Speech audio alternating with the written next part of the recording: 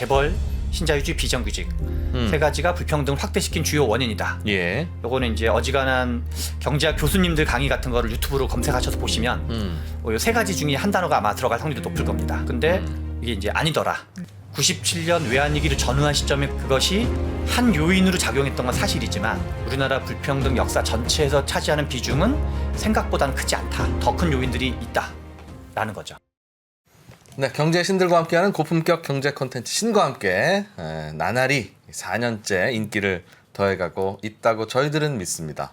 실제로는 어떤지는 잘 모르겠습니다. 신과 함께 컨텐츠는 어떻게 보면은 이 3프로 TV의 대표 네. 컨텐츠이기도 하고 요 컨텐츠를 찍고 집에 돌아가거나 네. 한 달 동안은 제가 어디에서 방송을 할 때든 이 관련된 내용을 쓱 꺼내서 마치 내가 알고 있는 것처럼 그런 아주 좋은 컨텐츠입니다. 그럼요. 진행자들이 배우는. 예, 지적인 수준이 훅 올라갑니다. 그리고 저희가 항상 알 때까지 질문을 끝까지 드리잖아요. 그쵸. 바닥까지. 네, 싹싹.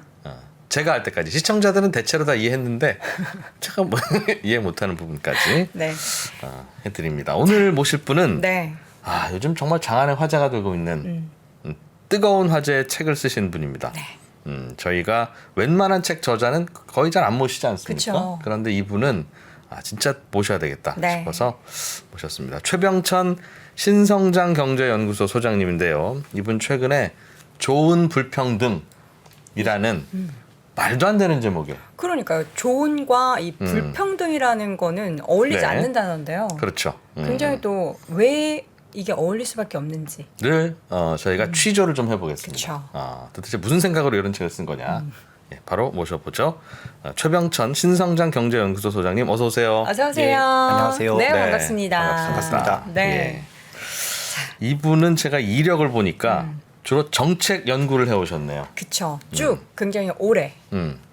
국회 보좌관도 하시고 네. 박원순 서울시장님 정책 보좌관도 하시고 네. 민주당 싱크탱크의 부원장도 하시고 네. 대충 어떤 이제 결이 이렇게 어떤 느껴지시죠? 성향인지 느껴지잖아요, 네, 그죠? 네, 네. 그런데 책 제목이 좋은 불평등이라고 하니까 뭐 변절을 하신 겁니까? 아니면 내부 고발. 겁니까? 뭡니까? 두 가지도 조금씩은 다 포함되는 것 같기도 한데요. 예. 제가 친한 분은 제목 자체로 이렇게 화를 막 약간 내는 뉘앙스로 얘기하신 분도 있어가지고 불평등이 소장님이 좋다는 게. 결정하신 거죠? 예, 제가 결정했습니다. 물론 이제 여기 서문을 보면 후배가 이제 강하게 추천을 했었는데요. 네. 제목으로 여러 가지를 생각하다가 네. 이제 좋은 불평등으로 제목을 정했는데 제목 자체 때문에 좀 항의도 받은 적도 있었습니다. 그냥 답변하고 생각했을 때는 아니 불평등이라는 거를 좋다고 표현하는 사람들이 어디 있어? 대체 근데 무슨 그러니까 생각이야? 불평등이 좋아요? 그런 뜻입니까?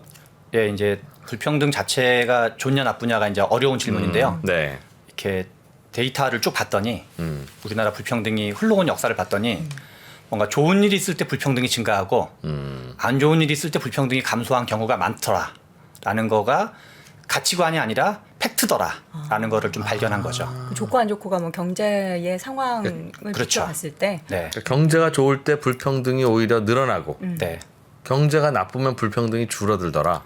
네. 근데 이제 조금 더 정확하게는 수출이 대박을 치면 불평등이 증가하고 네. 수출이 뭔가 이렇게 꼬꾸라지거나 작살나거나 안 좋아지거나 예. 뭔가 수출이 안 좋아지면 불평등이 줄어들더라라는 것이 여러 번 패턴으로 발견되더라. 그리고 그것을 데이터로 입증할 수 있더라라는 거를 이제 보게 됐습니다. 네. 저는 근데 일단 소장님께서 계신 신성장 경제연구소라는 곳이 어떤 곳인지 거기서 어떤 연구를 하셨길래 이런 좋은 불평등이라는 이게 키워드를 이제 발견하신 건지. 실제로는 이제 하는 일이 없는 연구소고요. 그 책을 내면서 우리 비유하면 이제 신제품 개발을 그동안 그 제가 공무원 연금을 다 털어가지고 이제 그 통장 잔고에 넣어놓고 쓴 책인데요. 네. 그게 무슨 말이에요? 은퇴하시고. 아니 은퇴하지 않고 네. 왜냐하면 책을 쓰는데 이제 집필하는데 시간이 좀 필요하잖아요. 네. 왜냐하면 이제 전념을 해야 되니까. 근데 이제 돈이 없으니까 그래서 일종의 이제 어디 뭐 학술적인 지원 받는 것도 아니고 공무원 연금을 깰 수가 있거든요. 네. 이제 그래서 노후 연금이 지금 전혀 없는데요. 공무원 연금을 깨서 그 돈을 이제 통장 잔고로 넣어놓고 네. 열심히 이제 연구 및 집필을 한 그걸로 거죠. 생활비, 뭐 연구비 그렇죠, 그렇죠. 쓰시면서 뭐 이제 뭐 교통비라든가 등등 이제 뭐 등등을 하면서 그래서 일종의 신제품 개발을 한 건데요. 신제품 개발을 하면서 회사를 차린 거죠. 그게 이제 신성장 경제연구소고 이후에 뭐 사업자 등록이 됐건 법인 등록이 됐건 할 예정이긴 합니다. 이제부터 이제 투자금을 뽑아보겠다. 뭐 그런 셈입니다. 네, 그래서 유니콘 기업을 목표로 열심히 하려고 생각하고 있습니다. 아니 되게 책을 쓰시면 그냥 남는 시간에 보통 쓰시는데 네. 올인 하셨어요. 야 책을 쓰려고 인생을 직장을 거셨어요. 그만두고 빚내지 않는 범위 내에서 이제 그 저축액의 상당 부분을 거의 다 쓴 셈인 거죠. 노후 연금을 땡긴 거니까. 그러면 왜 이 책을 그렇게 올인하시면서까지 쓰시게 됐는지가 이유가 분명히 있으실 것 같아요. 그 네. 정도까지 하시려면. 제가 이제 그 정책이라는 게 약간 3단계가 작동을 한다고 생각을 하는데요. 정책 일선에 있었으니까 네. 정책이라는 게 실은 재밌는 게 학문이랑 좀 다르거든요. 학문과 공통점도 있고 차이점이 있는데 정책이라는 게 약간 학문이랑 정치가 걸쳐 있는 게 정책이에요. 네. 그래서 학문, 사회과학이나 학문도 좀 알아야 되고 뭔가 이렇게 정치도 있어야 되고 이렇게 그 가운데 있는 정책이라는 게 있거든요. 네. 여론도 좀 잘 살필 그렇죠. 줄 알아야 여론도 되고 좀 살펴야 되고 뭔가 그 타이밍도 알아야 되고 여러 가지가 뭔가 이렇게 어떤 절충 지점에 있는 게 이제 정책인데 물러날 줄도 알아야 되고 그렇죠. 그래서 이제 그 문재인 정부가 불평등을 좀 줄여보려는 의욕을 가지고 했던 정책이 소득 주도 성장 정책이었었거든요. 소주성. 그렇죠. 보통 줄여서 이제 소득성이라고 많이 표현하기도 하는데 그러면 불평등에 대한 원인 분석, 불평등에 대한 정책 처방, 그리고 정치적 집행. 근데 제가 생각해봤더니 이게 정치적인 집행 단계에서 뭔가 잘못됐다기보다 불평등에 대한 원인 분석 자체가 뭔가 좀 잘못된 것 같다. 시작이 그렇죠. 잘못됐다. 그리고 실은 원인 분석과 처방은 엄밀히 말하면 학자들의 몫으로 봐야 돼요. 그래서 학자 단계에서 뭔가 이분들이 뭔가 연구한 거가 또 일부 맞기도 한데 뭔가 좀 비어 있는 부분이 많아서 이게 이제 어떤 실제로 정치적으로 정책적으로 집행될 때 오작동을 하는 이유가 정치 단계에서 오작동되는 게 아니라 학문 단계에서 오작동되고 있는 것 같다라는 게 이제 책을 쓰게 된 계기였죠. 이걸 이제 기본적 정의 자체를 이제 학자분들이 뭔가 정립을 할 때 그런 분석 내용에 있어서의 기준이 조금 잘못됐기에 이게 흘러 들어간 정책이 실질적으로 오작동을 만들게 되는 그런 원인이 됐다라는 말씀이신 거죠? 네, 그렇기도 하고 학문과 정책이 재밌는 게 예를 들어서 21세기 자본이란 피케티라는 사람이 그 불평등 분석한 거에 의하면 전 세계가 뭔가 불평등이 안 좋아지고 있다. 근데 대안이 뭐냐면 전 세계가 모두 한나라 한시에 글로벌 부유세를 도입해야 된다라고 얘기를 하거든요. 예. 그러니까 피케티는 학자기 때문에 분석만 정확해도 돼요.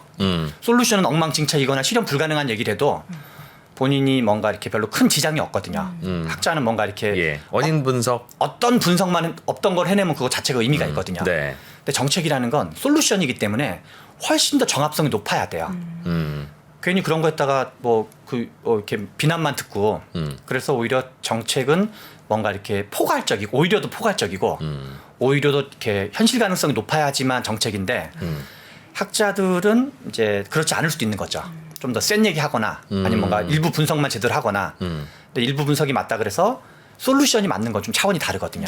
그런데 조금 전에 말씀해 주신 왜 이 책을 쓰게 됐는지에 대한 계기는 네. 불평등을 줄이고자 하는 정책적 시도를 필요로 정책적 시도에서는 불평등의 원인 분석이 네. 되어 있어야 이제 거기서부터 처방이 들어가는데 그렇죠.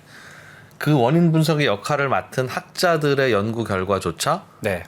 틀린 연구 결과더라. 물론 이제 뭐 100% 다 틀린 건 아닐 텐데 정책에서 투입할 때의 입장에서 생각하면 뭔가 약간 구멍이 숭숭숭 많이 나 있어가지고 일부 사실과 그리고 이제 사실과 다른 네. 것들이 막 뒤섞여서 오작동 가능성이 높은 원인 분석과 정책 처방이 나왔다고 보는 거죠. 그래서 문재인 정부가 이제 잘한 것도 있고 못한 것도 있을 텐데 예. 그 이제 불평등을 줄여보려는 의지 자체는 이제 선한 의지 자체는 분명했다고 봐야 되는데 네. 오작동의 원인이 어디에 있는 거냐? 거기 아예 이제 학계를 또는 정책 전문가를 포함한 이분들의 어떤 학문적 원인 분석부터가 뭔가 좀 문제가 있는 거 아닌가 또는 비어 있는 부분이 많이 있는 거 아닌가 해서 이제 거기서부터 변화가 돼야지 뭔가 좀 우리가 좋은 정책들을 만들 수 있지 않나라는 생각이 들었던 거죠. 그러니까 비유하자면 5년 전에는 그냥 드라이버셨는데 내비게이션이 자꾸 틀리네. 그렇죠. 오, 좋은. 훌륭한 비유십니다. 네. 뭐 들리는 거 했더니 내비게이션 잘못 만들어졌잖아. 그럼 내가 드라이버만 해서는 안 되겠다. 괜히 막 이렇게 뱅글뱅글 돌아가거나 아니면 멀리 괜히 이제 금방 갈 수 있는 데를 멀리 돌아가거나 막 그런. 그래서 5년간 예. 직장을 때려치우고 내비게이션을 만드셨다. 뭐 5년간 때려친 건 아니지만 이제 아무튼 최근에 때려치고 이제 그런 기간 동안 계속 만들었던 거죠. 그러면 우리가 뭔가 좀 잘못 알고 있었다는 뜻인데 네. 뭘 좀 잘못 알고 있었어요? 불평등에 대해서 뭐 여러 가지가 있을 수 있는데요. 우리나라 국민들한테 불평등이 탁 각인된 큰 사건은 97년 외환위기예요. 네. 97년 외환위기가 워낙 이제 큰 사건이었기 때문에 그런데 크게 보면은 불평등에 대한 통념이 5가지로 정리할 수 있는 것 같아요. 네. 하나는 불평등은 97년 외환위기부터 시작되었다. 시작점을 얘기하는 거죠. 뭐 그때 많이 커졌죠. 네. 라고 생각하죠. 예. 네. 그때 많이 커졌다라고 볼 수도 있는데 또 한동안 그 전에 불평등이 많이 줄어들었었어요. 외환위기 전에는 박정희 정부랑 전두환 노태우 정부에도 불평등이 계속 줄어들었어요. 좀 이따가 이제 뭐 그래프로 그래요? 보여드릴 텐데요. 어. 그래서 불평등이 외환위기 이후부터 증가했다. 97년 외환위기 이후부터 증가했다. 네. 이게 이제 첫 번째 첫 번째 통념이고요. 우리가 잘못 알고 있는 통념. 그렇죠. 예. 두 번째 통념은 불평등은 3대 적폐 때문에 생기고 있다. 3대 적폐는 재벌 편향 정책, 신자유주의적인 정책, 비정규직 확대 정책, 그런 이제 그 세 가지 재벌, 신자유주의, 비정규직 세 가지가 불평등을 확대시킨 주요 원인이다. 예. 요거는 이제 어지간한 경제학 교수님들 강의 같은 거를 유튜브로 검색하셔서 보시면 요 세 가지 중에 한 단어가 아마 들어갈 확률이 높을 겁니다. 재벌 신자유주의, 비정규직. 비정규직 때문에 불평등이 커졌다. 네. 그거는 뭐 만유 인력의 법칙처럼 너무 당연한 거 아닙니까? 그렇죠. 근데 이게 이제 아니더라. 그게 아니더라고요. 예, 실제로는 이제 지동선과 천동설 이게 사실이 아닐 수 있다. 뭐 그런 얘기고요. 세 번째는 불평등은 정치권이 잘못해서 특히나 우리나라 97년 외환위기 때 이제 정리해고 제도랑 근로자 파견제 등등이 도입되기 시작하거든요. 예. 소위 이제 노동시장 유연화라고 불리는 부분인데 뭐 그런 논의가 필요 없다까지는 아니지만 그것이 정치권의 책임. 그래서 뭐 김대중 정부, 노무현 정부, 이명박 정부, 박근혜 정부 요 4개 정부가 뭔가 잘못해서 불평등이 커졌다. 어떤 이제 정치권 책임론이죠. 그런데 보수 정부가 들어서서 하는 정책 때문에 불평등이 커졌다는 생각. 그거를 진보 쪽 분들은 그렇게 얘기하지만 실제 데이터상으로는 진보 쪽 정부일 때 불평등이 훨씬 더 크게 나와요. 오. 진보가 오히려 불평등을 축소하려고 여러 가지 정책을 더 많이 펼침에도 불구하고 실질적으로는 더 커졌다. 그렇죠. 그래서 정치권 책임을 얼핏 보면 비난하기 좋은데 네. 실제로는 정치권 책임도 거의 없더라. 그거와는 무관하더라. 진보든 그렇죠. 보수든. 예, 흔히 말하는 외생변수 성격이 좀 더 강했다는 측면인 건데요. 내생변수보다는. 네 번째는 이제 특히 OECD가 그런 입장을 낸 적이 있는데요. 불평등이 줄어들수록 경제 성장에 도움이 된다. 예. 라고 이제 국제기구도 많이 내고 우리나라 이제 경제학자 하시는 분들도 많이 내시는데 불평등은 경제 성장에 해롭기 때문에 불평등을 줄이는 것 그 자체가 경제 성장에 도움이 된다. 그러니까 불평등과 경제 성장의 관계. 그거가 네 번째 통념인 거죠. 예. 네. 근데 불평등을 줄여야 경제 성장에 도움되는 것도 아니에요, 그럼? 실제 지난 30년간 데이터를 보면 그렇지 않습니다. 불평등이 강화될수록 오히려 경제도 같이 부흥했나요? 네, 맞습니다. 그건 그 상위에 있는 그 소득계층들이 끌고 올라가는 그런 개념인 건가요? 맞습니다. 훌륭하십니다. 네. 감사합니다. 아. 네. 다섯 번째는 또 뭘까요? 다섯 번째는 주로 국내적 원인. 앞에 말한 것들이랑 좀 연결되는 얘기인데요. 국내적 원인으로 주로 불평등이 이제 움직였다. 그러니까 뭐 정치권이 똑바로 해야 되고 정책을 똑바로 해야 되고 등등이었는데 주로 국내적 원인으로 움직인 게 전혀 없진 않지만 주로 그렇진 않더라. 그럼 외부적인 요인이 더 컸다는 맞습니다. 건가요? 그 말은 우리나라의 불평등은 우리가 뭐 노력한다고 해서 크게 달라지는 건 아니네. 그런 뜻입니까? 그런 측면도 부분적으로는 가지고 있고요. 책의 부제가 재밌습니다. 책 제목은 좋은 불평등인데 예. 부제가 글로벌 자본주의 변동으로 보는 한국 불평등 30년. 글로벌 약간 자본주의 변동. 주어 목적어라 그럴까요? 예. 글로벌 자본주의가 약간 주어이고 그것이 변동하는 것에 따라서 한국 불평등 30년이 출렁출렁 거렸더라. 예. 성격이 좀 더 이제 있습니다. 이 5가지의 우리의 통념을 그럼 하나씩 이게 깨봐야 이제 되는 다 거잖아요. 틀렸다는 뜻인데. 네, 이게 저희가 97년 외환위기 이후부터 대략 지금 한 25년 정도 됐다고 볼 수 있는데요. 25년 동안 알고 있는 이게 대부분의 어떤 지식인, 오피니언 리더 내지는 뭐 경제 분야에 종사하는 분들 또는 뭐 언론계에 종사하시는 분들 아니면 이제 뭐 교수님들이 뭐 전부 다 그런 건 아니지만 대체로 이제 이렇게 우리가 네. 알고 있는데 모두 사실이 틀렸다? 아니다. 5가지 모두 사실이 아니다. 아, 지식인 오피니언 리더 경제 분야의 전문 언론인들이 다 틀렸다. 네. 그러면 오늘은 지식인과 오피니언 리더 전문 언론인 저 아니겠습니까? 그쵸. 예. 네. 우리 이진우 저에겐 기자님 도전이라서. 이프로님. 네네. 두 분 굉장히 vs 기분도 나쁘고. 네네. 틀리셨다고 합니다. 그 불평등이라는 건 그 외환위기 때 우리 구조조정이 있었지 않습니까? 네 맞습니다. 그러면서 중산층이 무너졌습니다. 네 맞습니다. 그분들이 자영업으로 쫓겨가면서 그나마 이 두툼했던 중산층이 무너지니까 당연히 양극화가 벌어진 거고요. 네. 그 벌어진 양극화를 신자유주의라는 이상한 개념이 들어와서 그렇죠. 양극화는 좋은 거다 뭐 이런 식으로 내지는 자유경쟁이 좋은 거다 이렇게 자유경쟁을 시키니까 네. 그분들이 어떻게 살아날 수 있습니까? 더 양극화가 벌어지는 거고 네. 그러면서 재벌들은 그 인건비 아낀답시고 비정규직을 대거 고용해서 네. 똑같은 일을 하는데 정규직은 월급 500만 원, 비정규직은 180만 원. 네. 그러니까 비정규직이 양산되고 그분들은 소득이 낮고 네. 그러니까 양극화가 벌어진 거고 불평등이 생긴 거고. 네. 제 말이 어디가 틀렸습니까? 훌륭하십니다. 우리 소장님 계속 미소가 이렇게 막 네. 번지세요. 왜냐면 불안해졌어요. 예, 우리 이진우 프로님이 말씀하시는 그 중간중간에 그래 계속 이야기해봐. 나는 반박할 준비가 돼 있어. 아니 이거는 고등학생도 공부 잘하는 친구는 압니다. 이 정도는. 네. 97년에 그런 사건이 불평등 증가에 영향을 미치는 것 자체는 사실인데 그거 자체가 이제 거짓이거나 그런 건 아닙니다. 그러나 두 가지 의미인데 하나는 그때부터 생기지 않았다가 하나가 있고 이전부터 그 있었다. 이전부터 형성됐다 다른 원인으로 이게 하나가 있고 두 번째는 불평등이 우리 이제 코로나 때도 마찬가지고 97년 외환위기 때도 마찬가지인데 경제에서 V자 회복, V자 곡선이라는 표현 혹시 아세요?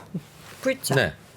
경제가 어떤 쇼크가 왔을 때 네. 갑자기 수치가 쫙 안 좋아지거든요. 그렇죠. 우리 코스피지수가 그랬죠. 그렇죠. 코스피도 그렇고 뭐 이제 그다음에 이제 채권도 고용도 그렇고 그렇고 GDP도 다, 그렇고 네. 그래서 축 안 좋아졌다 이렇게 꼭 뭔가 팍 꺼졌다가 팡 하고 올라가거든요. 그걸 이제 V자 곡선이라 그래요. 그래서 일시적인 충격으로 어떤 불평등 충격이 왔을 경우는 그 일시적인 충격이 지나가면 회복이 돼야 돼요. 만약에 불평등이라고 치면 이게 이제 역V자 곡선으로 봐야 되겠죠. 그래서 일회성 충격인 경우에는 회복 탄력성을 가지고 있거든요. 네. 그래서 우리나라가 코로나 사태 때도 이제 그 처음에는 어려워졌다가 2020년 3분기부터 다시 수출 성적 등등이 네. 올라갔었거든요. 네. 그리고 지금 그 코로나가 다 끝나니까 이제 보복적 소비를 비롯한 것도 쫙 올라갔잖아요. 그런 것처럼 이프로님 말씀이 맞으시려면 정리해고가 계속 증가해야 돼요. 뭐 10,000명이 정리해고 첫 해년도에 10,000명이 됐다. 그 다음 년도는 5만 명이 정리해고 당하고 그 다음 년도는 10만 명이 되고 수치 자체가 우리가 보통 전년 대비 연평균 증가율이잖아요. 그렇죠. 예. 계속 증가했어야 돼요. 외환위기 이후에 불평등이 계속 커졌다는 걸 그러니까 단지 입증하려면. 정리해고를 비롯한 그 신자유주의 때문에 불평등이 증가한 게 주된 이유라면 네. 신자유가 계속 강화됐어야 돼요. 네. 한 10년, 20년 가까이. 네. 그리고 잘리는 숫자도 점점 커졌어야 돼요. 그렇죠. 예. 그런데 그 정도까지는 아니었다는 거죠. 97년 외환위기를 전후한 시점에 그런 것이 있었던 것 자체는 팩트이지만 그것이 한 요인으로 작용했던 건 사실이지만 그것이 우리나라 불평등 역사 전체에서 차지하는 비중은 생각보다는 크지 않다. 다른 요인이 더 큰 요인들이 있다라는 거죠. 이걸 하나하나 뜯어보지 않고 이 5가지를 같이 융합해서 봐야겠네요. 사실 하나하나 뜯어보면은 이거 아니었다, 이거 아니었다 변수를 계속 제거할 수 있을 그리고 것 이제 같아요. 가장 좋은 방법은 지난 30년간 어떤 식으로 움직였는지를 네. 데이터로 확인하는 겁니다. 있나요? 그럼 네. 우리나라의 불평등이 네. 재벌 때문도 아니고 네, 뭐 신자유주의 때문도 아니고 네, 외환 위기를 계기로 시작된 뭐 정리해고나 뭐 그런 분위기 때문도 아니고 네. 비정규직 늘어난 것 때문도 아니면 도대체 뭐 때문이라는 겁니까? 결론이 뭡니까? 그럼 결론은 생각은 이거 가장 큰 비중을 차지하는 이거 한 가지 때문이라고 할 수는 없는데 중국발 요인이 한국 불평등의 가장 큰 요인이었습니다. 중국이요? 중국 때문이다. 네, 중국에 대한 수출 특히나 잠깐 그래프를 좀 네, 보여드려도 볼까요? 되겠죠? 예. 불평등을 장기 시계열로 볼 수 있는 자료가 많지는 않습니다. 있어도 이제 방법론이 자주 바뀌었다든가 그런데 이게 이제 마침 고용노동부가 1980년부터 지금까지 같은 방법론으로 만들고 있는 임금 불평등 데이터예요. 예. 그래서 장기 시계열로 보면은 오히려 시계열의 안정성이 더 높다 그럴까요? 시계열의 안정성이 훨씬 더 높은 그래프로 볼 수 있는데요. 요 그래프를 보시면 1980년부터 불평등이 쭉 줄어들다가 언제까지 줄어드냐면 94년까지 줄어들어요. 예. 불평등이. 그러다가 94년부터 외환위기가 터지기 3, 4년 전부터, 특히 외환위기는 97년 이제 11월 달이었으니까요. 그래서 한 3, 4년 전부터 불평등이 증가했다가 쭉 불평등이 증가하다가 언제까지 증가하냐면 역대 가장 친시장적이고 친기업적인 대통령으로 평가받는 이명박 씨가 대통령이 딱 되니까 한 4년 가까이 불평등이 줄어들어요. 살짝 줄어들죠. 또는 이제 정체 및 하회를 하는데요. 2008년 저기가 저 이명박 정부 때죠? 그렇죠. 이명박 대통령이 2007년 12월에 대통령이 당선되시고 네. 모든 대통령은 그 우리가 탄핵 사태 있기 전까지는 대통령 취임일은 항상 2월 25일입니다. 네. 대통령의 취임일은 항상 2월 예. 25일인데 2008년 2월 25일 날 이명박 대통령이 취임을 하시죠. 그랬더니 짠 하고 불평등 줄어들어요. 친시장적으로 볼 수 있는 분인데 그렇게 한 4, 5년간 2008년 밑에를 하회하다가 약간 정체 횡보 하회를 하다가 2014년 15년에 불평등이 다시 올라가요. 여기서 이제 다 임금 불평등을 얘기하는 건데요. 예. 2015년에 최정점으로 그때는 이제 박근혜 대통령 시절인데 2015년을 최정점으로 최근까지 줄어들고 있어요.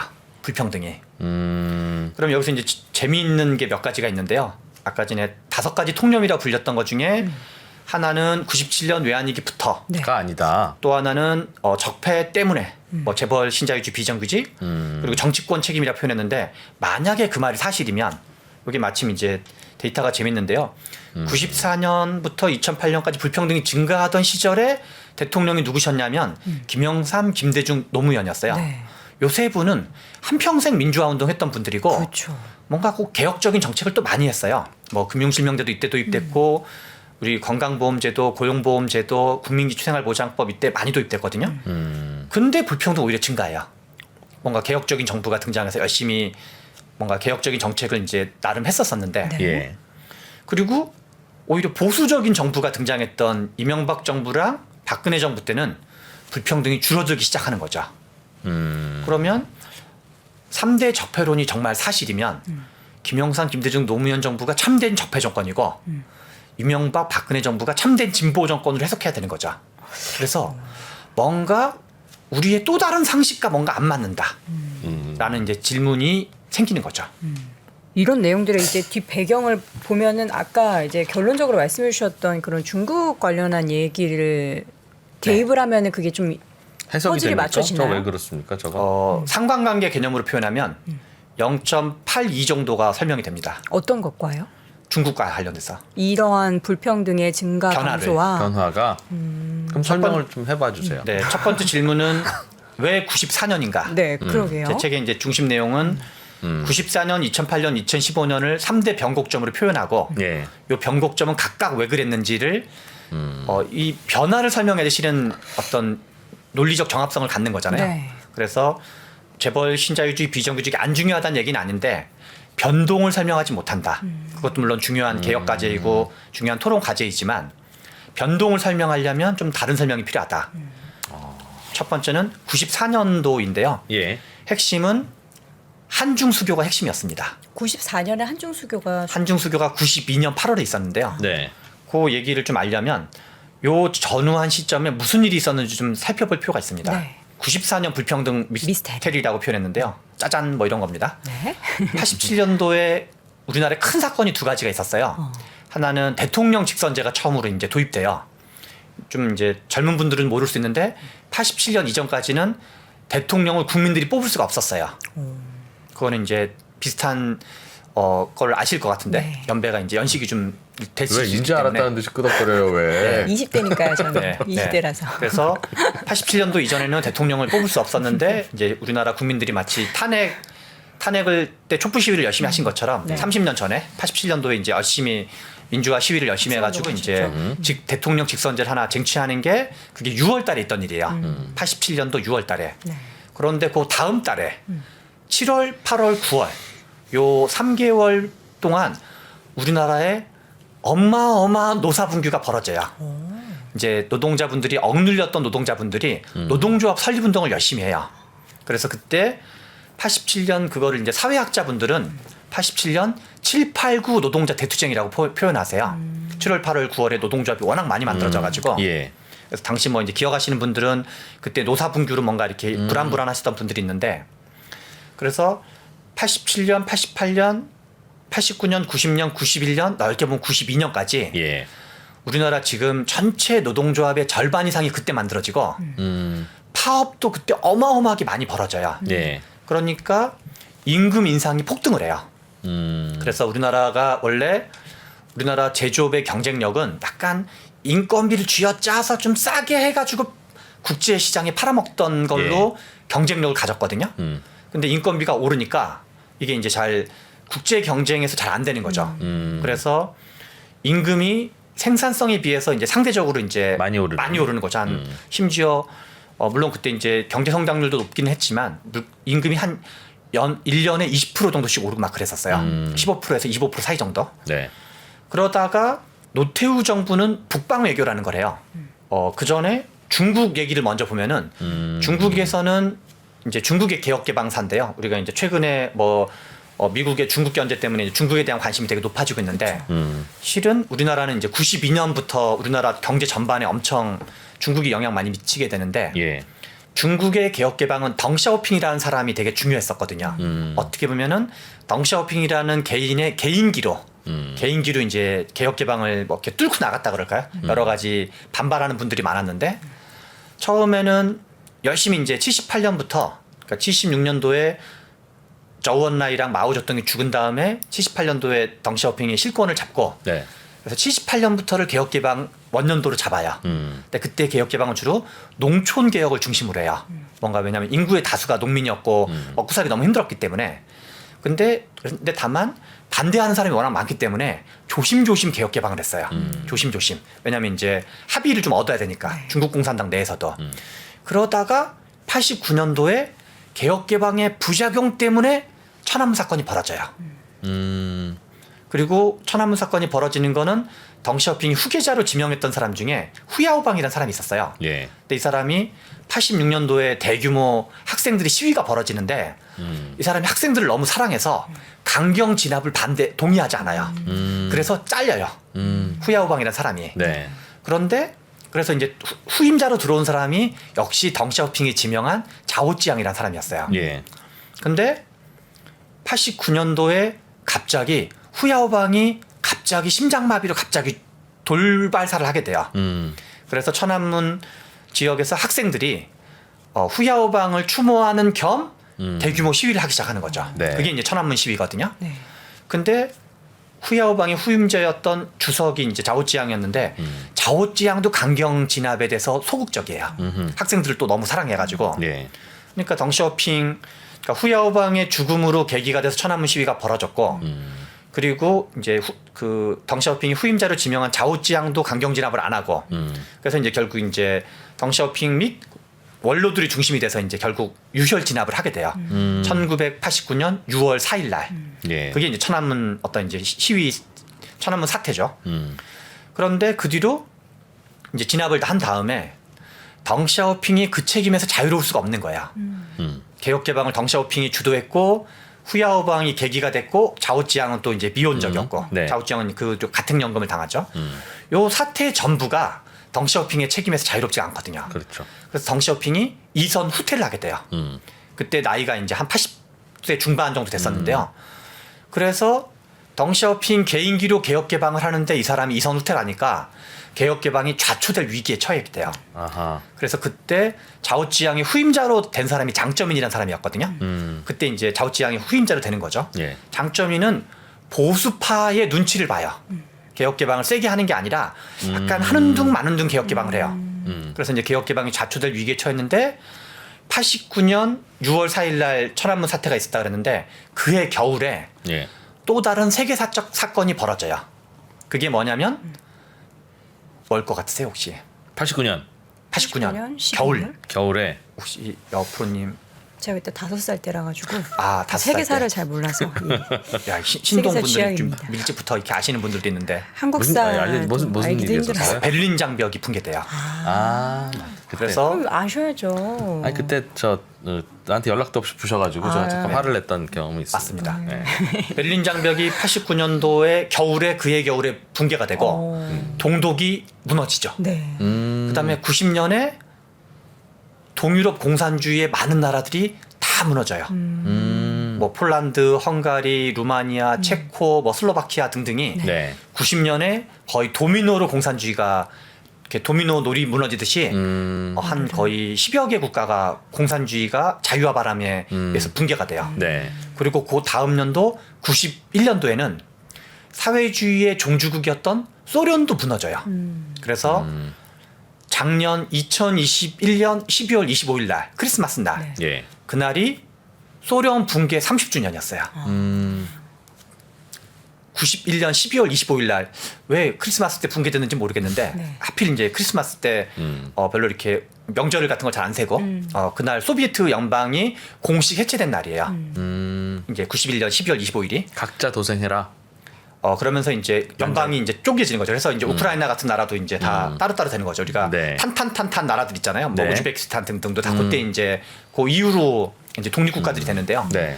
그러니까 중국 공산당에서 개혁 개방을 반대하던 사람들이 89년 동독의 붕괴, 90년 동유럽 공산주의 붕괴, 91년 소련의 붕괴까지를 보면서 엄청난 충격에 빠지면서 헉! 우리도 망할 뻔했었네.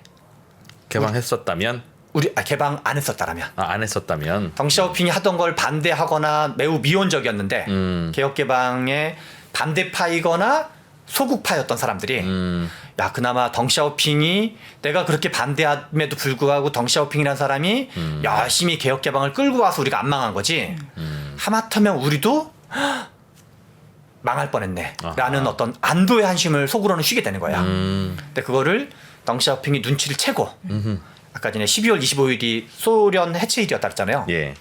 1월 연초에 가족 여행을 핑계로 88세 나이로 인생의 마지막 승부수를 던지는데 그게 뭐냐면 본인의 지지 기반이 가장 강력하고 개혁 개방의 지지율이 가장 좋은 경제 특구 지역. 네. 우리 저기 코로나 있었던 우한 지역 있잖아요. 우한, 산토, 선전, 뭐 광둥성 일대 내지는 이제 상해 이런 등등이 경제 특구 지역들인데 그 경제 특구 지역을 중심으로 딸아이와 그러니까 따님도 나이가 꽤 됐겠죠. 뭐 덩샤오핑이 88세였으니까 이제 50대였을 텐데 같이 가족 여행을 핑계로 이제 한 40여일 동안 돌아다니면서 실제로 하는 얘기는 뭐냐면 중국 특유의 목적어 없는 화법. 너 똑바로 해. 똑바로 안 하면 가만히 안 둘 거야. 그런 멘트를 계속 날려요. 왜 실제로는 장점인한테 하는 얘기인 거죠. 개혁 개방 똑바로 안 하면 내가 가만히 안 둘 줄 알아. 왜냐면 내가 지금은 별거 없어 보이지만 내가 여전히 인맥도 많고 어떤 내가 뭔가 실권을 움직일 정도의 힘은 있어. 그리고 마치 이제 그 개혁 개방을 했던 경제 특구 지역들은 덩샤오핑의 개혁 개방 덕택에 소득이 몇 배가 인상됐거든요. 78년 이후로 계속 이제 한 10몇 년 동안 했던 거기 때문에 그분들은 이제 그 지역 주민들이 덩샤오핑이 오니까 엄청나게 환영하는 거죠. 당연히 뭐 이렇게 어떻게 보면 이제 그쵸. 정치적 은인 같은 분인 거거든요. 그래서 이제 그걸 계기로 그때부터 중국의 개혁 개방이 주류화되고 그거를 남순 강화라 그래요. 남쪽 지역을 순방하면서 이렇게 뭐라고 하다 떠들다 강의하다 뭐 이런 뜻이어서 그래서 하나는 92년에 1월 2월에 있었던 덩샤오핑의 남순 강화 그리고 마침 92년 8월 24일 날 한중 수교가 체결돼요. 예. 여기 좀 보시면 요거는 이제 항상 그 역대 모든 정부가 진보든 보수든가 무관하게 공가를 보여주는 얘기인데요. 예. 이거는 제가 이제 국회 보좌관 출신이어서 이건 어디 있는 자료가 아니라 외교부에 제 아는 보좌진 후배 중에서 외교부에 자료 요청을 해가지고 노태우 정부 시절에 공산권이랑 국교 수립한 걸 좀 조사해달라. 날짜까지. 네, 날짜까지. 왜냐면 이건 제가 보기에는 사료적 가치가 있거든요. 사료적 가치가 있어서 네. 한번 이제 정리한 것을 이제 제가 책에 수료했는데 네. 이제 그 수록을 해놨는데 89년도에는 헝가리랑 이제 수교를 했고 네. 소련이랑은 90년에 했었고 이게 특히나 이제 소련이 해체되기 전에 미국이 냉전 해체가 되는 탈냉전 분위기 이전에 실은 노태우 정부가 되게 잘한 거로 볼 수 있는 거죠. 예. 그다음에 이제 우크라이나 최근에 이제 관심 많아졌으니까 우크라이나는 92년 2월달에 이제 수교했고. 소비에트 연방 해체 이후에 이제 국가가 된 다음에 중국이랑 한 게 8월 24일. 그래서 얼마 전 8월 24일이 한중 수교 30주년이었고요. 베트남이랑도 이때 해요. 네. 92년 12월 22일 날. 그래서 올해가 한 베트남 30주년이기도 해요. 겨울이 되면. 예. 그래서 이런 것들이 맞물려서 한중 수교를 체결했더니 무슨 일이 벌어지냐면 요 그래프를 좀 이제 보여드리면 되는데요. 한국의 해외 직접 투자이거든요. FDI. 예, FDI 보통 줄여서 얘기하죠. 근데 우리가 이제 돈 싸들고 외국으로 나간다는 거죠? 네, 맞습니다. 예. 그래서 이건 나가는 FDI인데요. 여기를 보시면 요 이제 선으로 굵은 선으로 돼 있는 게 투자액이에요. FDI 투자액인데 연도를 재밌게 보셔야 되는데요. 92년 직후에 예. FDI가 팡 하고 기울기가 더 이제 뛰어요. 네. 팡 하고 뛰어오르죠. 예. 그래서 92년 한중 수교를 분기점으로 87년 노동자 대투쟁으로 인건비가 올라서 기업하는 분들이 부담스러웠는데 예. 한중 수교가 되니까 한국에 기업하시는 분들이 중국 공산주의로 피난을 가는 거죠. 인건비 싸니까 인건비를 찾아서 그쪽으로 이 공장 지어서. 이제 그래서 그쵸 돈이 이제 항상 인연보다 중요한 건데요. 네. 신발 산업과 이제 의류 산업인데요. 예. 중국이 설령 중국으로 공장을 이전하지 않았다 하더라도 우리나라에 공장이 남아 있는 데가 있다 하더라도 네. 우리나라가 10,000원에 팔던 거를 중국이 한 1,000원에 파는 거거든요. 품질은 좀 떨어지지만. 예. 그러니까 너무 가성비가 격차가 크니까 국제 어떤 무역 시장에서 우리나라가 경쟁력을 잃게 돼요. 그 무렵부터. 그렇죠. 그게 예. 대표적인 게 특히 이제 저기술 노동집약적 수출 분야의 제조업이었는데요. 네. 대표적인 게 부산 지역의 신발 산업, 대구 지역의 의류 산업이 네. 요때부터 이제 어려워지는데 다음을 보시면 요것도 이제 재밌는 자료인데요. 이게 외환위기 이전에 97년까지의 변화예요. 네. 그러니까 이제 92년 한중 수교 이후부터 97년까지인데 요게 재밌어요. 섬유, 가죽, 신발 같은 제조업 분야. 아, 근로자가 40% 넘게 줄었네요. 여기 종사자가 이제 전체가 몇 명인지까지는 모르겠는데 예를 들어서 100만 명이었다. 그럼 41만 명이 사라진 거고 200만 명이다 그러면 이제 82만 명이 사라진 건데요. 공장 근로자들이 그렇죠. 늘어난 업종은 어디입니까? 경제나 경제 정책에서 제조업과 서비스업을 구분하는 거를 되게 많이 하고 데이터도 다 따로 만들거든요. 네. 제조업은 교육제 성격이 있어서 국제 경쟁에 노출돼 있다고 봐야 돼요. 네. 제가 이 볼펜이 있는데 볼펜을 중국 사람이 만들었는지 태국 사람이 만들었는지 일본 사람이 만들었는지 별로 우리 신경 쓰지 않거든요. 그냥 싸고 좋으면 사죠. 싸고 잘 나오면 되는 거니까. 네. 그래서 제조업은 약간 국경이 별로 오히려 국제 경쟁이 더 치열해요. 근데 서비스업은 개념 자체가 사람이 뭔가 제공하는 거거든요. 네. 그래서 언어도 좀 중요하고 뭐 문화도 있고 등등등. 그래서 중국이 세계 무역 시장에 뛰어들면서 92년부터 그래서 교육제 분야는 중국과 비슷한 데는 초토화되는 거고 네. 워낙 이제 가성비가 게임이 안 되니까요. 그러려면 우리가 중국과 게임이 되려면 중국보다 더 인건비를 헐값을 해야 되거든요. 근데 그건 별로 좋은 것도 아니고 예. 여기서 사라진 일자리가 여기로 이동을 하는데 이거는 내수 서비스업인 거죠. 도소매 숙박 음식 서비스. 네, 그래서 교육제에서 사라진 일자리가 비교육제로 이동한다. 이때. 이렇게 표현할 수 있습니다. 저게 왜 불평등의 원인입니까? 근데? 여기가 제조업 전체 당시 일자리가 전체 일자리를 100으로 났으면 예. 30% 정도가 제조업 일자리였어요. 예. 그런데 약 10년 정도 지나서 30% 정도의 제조업 고용 비중이 17% 정도로 줄어들어요. 13%가 사라지는 거죠. 예. 제조업 전체를 100으로 났을 경우 반 정도가 줄었네요, 일자리. 그렇죠. 반 약간 안 되게 예, 줄어든 예. 거죠. 엄청 많이 줄어든 거죠. 예. 그런데 이분들이 제조업의 하단이 지금 무너진 거거든요. 그렇겠죠? 예. 중국이랑 이제 중국이 네. 치고 들어와가지고 부가가치 낮은. 그렇죠. 근데 이분들이 전체 노동시장에서는 중간 일자리였어요. 자영업이라든가 농민이라든가 등등 있으니까 그나마 괜찮은 일자리였다. 그렇죠. 전체 신발 공장 노동시장에서는 근로자가. 그렇죠. 신발 네. 공장에 계시거나 뭐 섬유, 네. 그다음에 이제 그때 가죽, 합판, 목재 이런 쪽. 우리나라 약간 80년대 전통적인 제조업 수출 효자 산업들이었어요. 네. 뭐 70년대 후반도 마찬가지인데. 그래서 요 분들이 이제 중간 노동시장이 중임금 노동시장이 통째로 사라지는 거예요. 예. 그래서 이쪽이 이제 위로 올라가든가 밑으로 떨어지든가 그렇게 이제 있었던 거고 재밌는 데이터가 하나 더 있어서 이거는 KDI의 안상훈 박사님이 분이 만든 데이터인데요. 예. KDI 안상훈 박사님이 이제 생산의 국제화 연구를 열심히 하셔가지고 제가 이제 이 수출과 중국과 불평등에 대한 관계를 생각하게 된 거에 되게 중요한 이제 어떤 힌트를 주셨던 여러 연구자 중에 한 분이었던 분인데 이분의 연구가 예. 이거는 OECD 국가, OECD가 대충 한 35개 국가 조금 정도 되거든요. 네. 나라들을 이렇게 다 전수 조사를 다룬 거예요. 그 나라를 했더니 그 중에서도 저기술 분야 제조업, 고기술 분야가 아니라 일자리가 고용 비중 추이를 봤는데 한국이 OECD 국가 중에서도 가장 가파르게 빠르게 줄어들더라. 이렇게 줄어드는 거죠. 그 저기술 제조업 고용 비중이. 네. 연도가 더 재밌어요. 연도가 언제부터 줄어들기 시작하냐면 87년도예요. 아까 전에 이제 노동자 대투쟁으로 해서 특히나 이제 뭐 그게 몇 달에 그친 게 아니라 계속 이어지거든요. 87, 88, 89, 90, 91, 92. 그런데 요 기울기가 완만해지는 시점이 외환위기 즈음이에요. 그러니까 외환위기는 요때 벌어진 건데 요만큼은 외환위기 효과를 볼 수 있는 거죠. 물론 이제 실은 요만큼이 외환위기 효과예요. 요만큼이 외환위기 효과고. 근데 실은 외환위기 이전에 이미 제조업 고용 비율이 크게 떨어졌다. 그렇죠. 근데 다른 나라에 비해서도 더 가파른 거고 그거는 한국의 제조업이 중국으로 대체되기가 매우 쉬운 지리적 입지에 있었기 때문이다 하는 거죠. 맞습니다. 두 가지 요인이 크게 결합된 건데 87년도 민주노조 설립 이후에 임금이 폭등한 게 하나가 있고 두 번째는 중국과 수교를 맺으면서 예. 참고로 89년도 천안문 사건 이후에 선진국들은 중국을 제재를 해요. 예. 이번에 러시아 경제 제재하거나 옛날에 그 미얀마 아웅산 수지 관련돼서 미얀마 경제 제재하는 것처럼 네.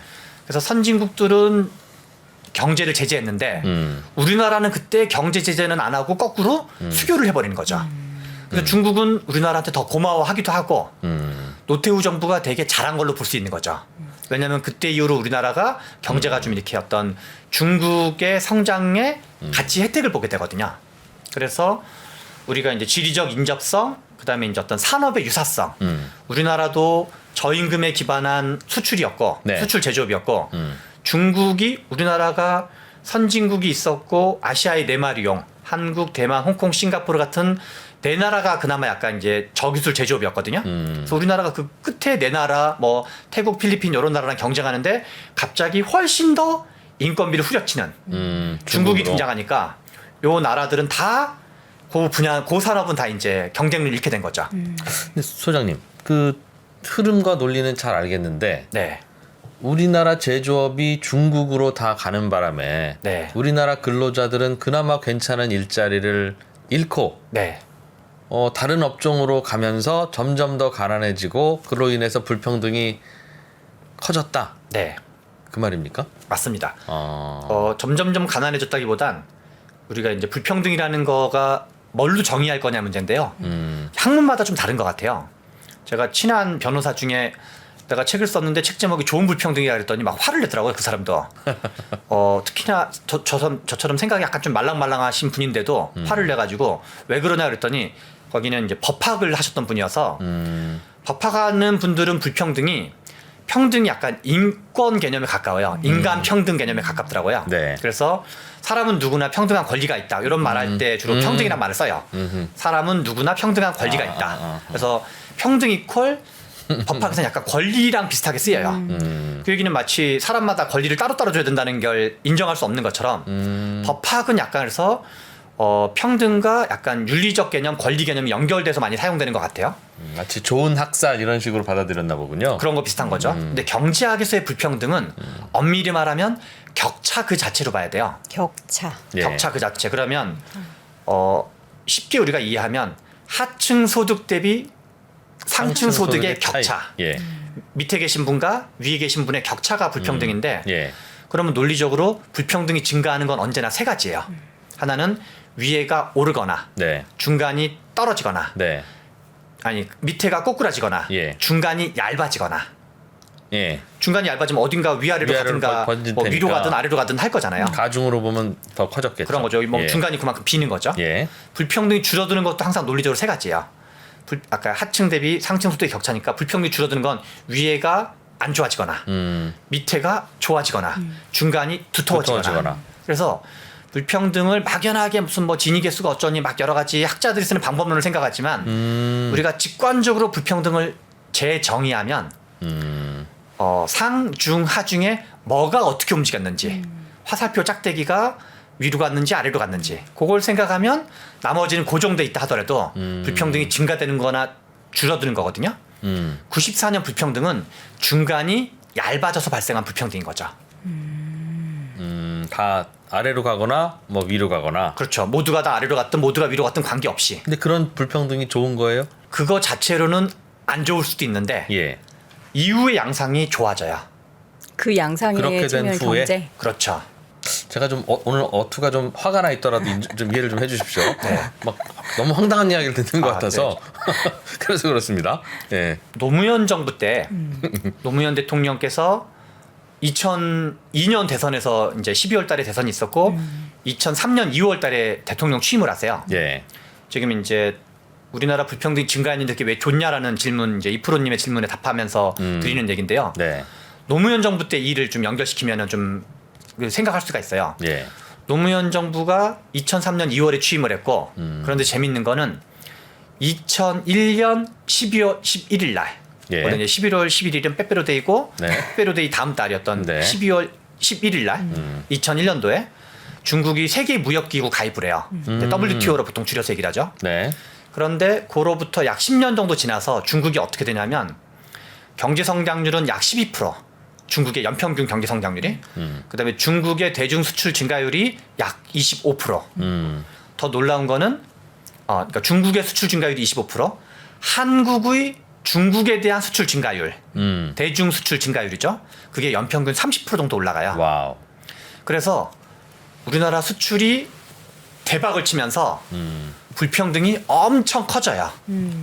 그래서 격차가. 노무현 그 정부 시절에 불평등이 커지는 것 자체는 사실인데 그래서 당시에 이제 많은 교수님들, 시민단체, 학자들이 노무현 정부가 뭔가 신자유주의 정책을 해가지고 한미 FTA를 해가지고 뭐를 해가지고 불평등이 증가했다고 막 약간 진보 쪽 계시는 분들은 서로 막 이렇게 거의 뭐 이렇게 약간 이제 안 한 적 없을 정도로 그런 네. 거에 그 동조하지 않은 분이 거의 없을 정도로 불평등이 이제 정부가 정책을 잘못해서 불평등이 증가했다고 말했으나 네. 실제로는 수출이 대박을 쳐서 불평등이 증가했다. 그러니까 수출이 대박을 치면 왜 불평등이 증가하죠? 네, 그 질문이 이제 되게 좋은 질문인데요.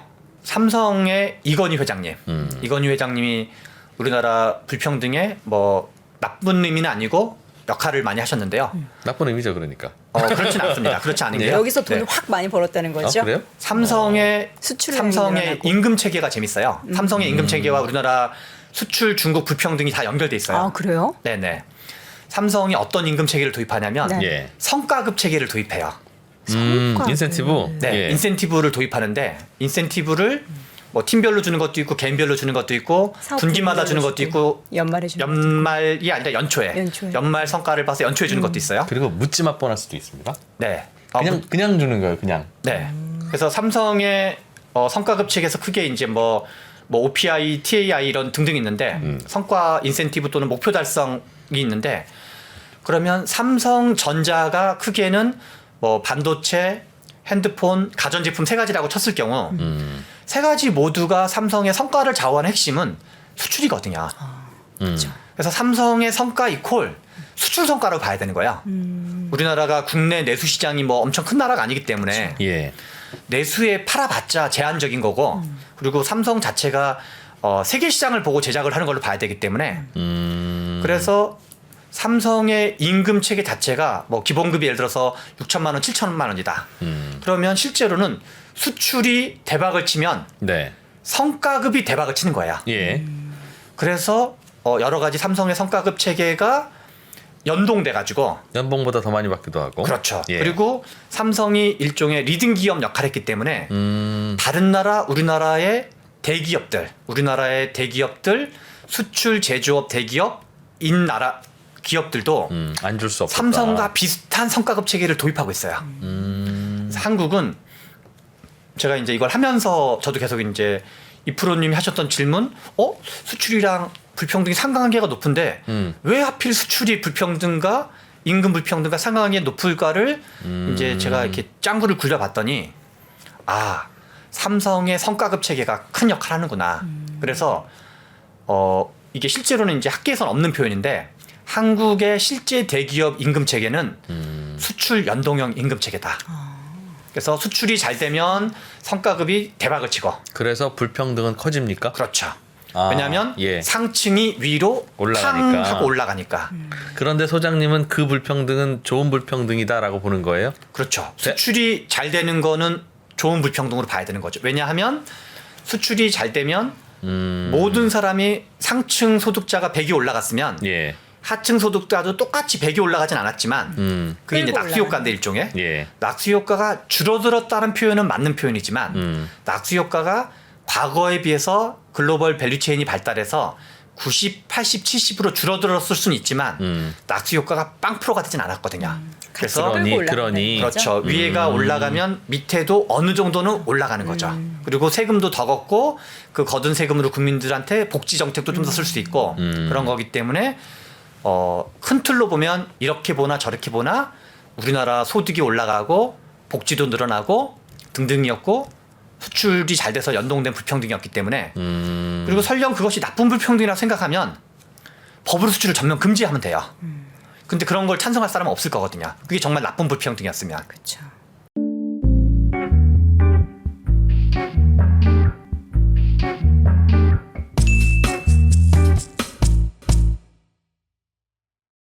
그 말이네요. 그러니까 신자유주의라는 게 뭐 자유롭게 수출해, 뭐 너희들 알아서 성과급 줘, 뭐 그런 개념이라면 그로 인해서 불평등이 증가했다는 설명도 맞기는 맞네요. 돌이켜 보니 재벌이 불평등을 늘렸다는 것도 맞고 재벌이 수출의 역군이었으니까. 그러나 그 결과로 늘어난 불평등 자체가 나쁘다고만 보고 이걸 없애려고 하지 말자는 게 결론이군요. 뭐 그럴 수도 있고 재벌 때문으로 해석할 수도 있고 덩샤오핑 때문에 불평등이 증가했다고 해석할 수도 있고 노태우 대통령이 한중 수교를 해서 불평등이 증가했다고 해석할 수도 있죠. 그런 식으로 좀 넓게 해석한다고 치면. 그러니까 소득이 늘어나고 경제가 잘 되는 과정에서는 불평등이 오히려 늘어나기 마련이다. 나라마다 다를 텐데 정확하게는 우리나라는 수출 그랬다. 위주이기 때문에. 그렇죠. 그게 좋은 겁니까? 그럼 마지막 결론을 여쭤봅시다. 나라마다 좀 다를 수 있는데 우리나라는 경제가 잘 될 때 불평등이 불가피하게 늘어난다. 그것을 좋다라고 볼 수 있는 이유는 뭐냐면 수출이 줄어들 때 고용이 안 좋아지고 질 좋은 일자리가 많이 사라질 때 더 평등해졌어요. 그렇겠죠. 거꾸로. 그러니까 평등해지면 전반적으로 어려워지면 평등해지겠죠. 맞습니다. 삼성도 보너스 안 나오고. 그렇죠. 그래서 아까 전에 보여드렸던 것 중에서 2015년 이후로 불평등이 줄어들고 있거든요. 근데 그게 성장률도 좀 떨어지고 고용 증가도 좀 떨어지고 안 좋은 이유로 평등해지고 있는 거죠.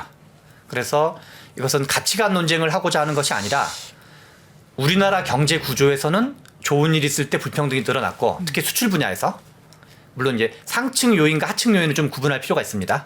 상층 요인이 국한에서 보면은 수출이 잘 되고 경제가 좋아질 때 불평등이 증가했고 수출이 안 좋아지고 경제가 안 좋아질 때 불평등이 줄어드는 것이 패턴에서 좀 더 일반적이었다라고 볼 수가 있습니다.